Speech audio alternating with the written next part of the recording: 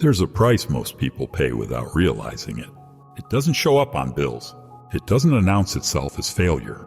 It shows up as comfort. Comfort feels harmless. It feels earned.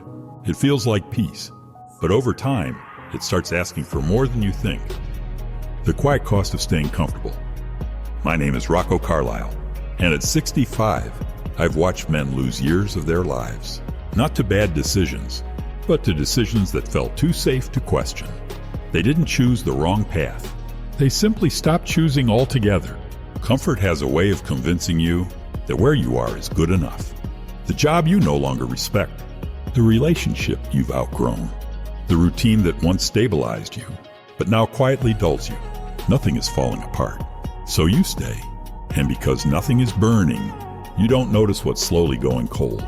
I remember a time when my days were predictable, stable, efficient. On the surface, everything worked, but something was missing. Not dramatically, not urgently, just consistently. That's how comfort drains you. It doesn't take energy. It removes tension. And tension, uncomfortable as it is often the last signal that you're still growing. People talk about fear a lot, but comfort is more dangerous. Fear challenges you directly. Comfort disarms you quietly. Fear says, what if you fail?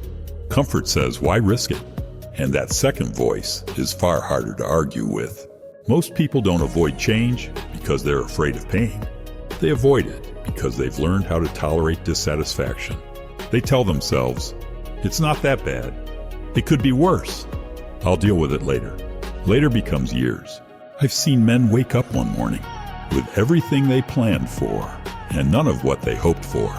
Not because life betrayed them, but because they negotiated with comfort for too long. Comfort always asks the same thing in return. Delay. Delay the conversation. Delay the decision. Delay the risk.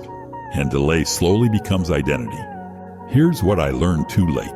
And now say plainly, if something in your life hasn't asked you to grow in a long time, it's probably costing you more than you think. Growth rarely feels comfortable, but stagnation always feels familiar.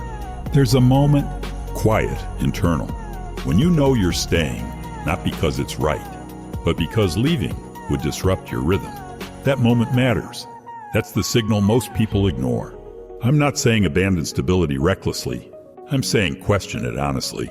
Ask yourself, is this supporting who I'm becoming, or is it protecting who I no longer am?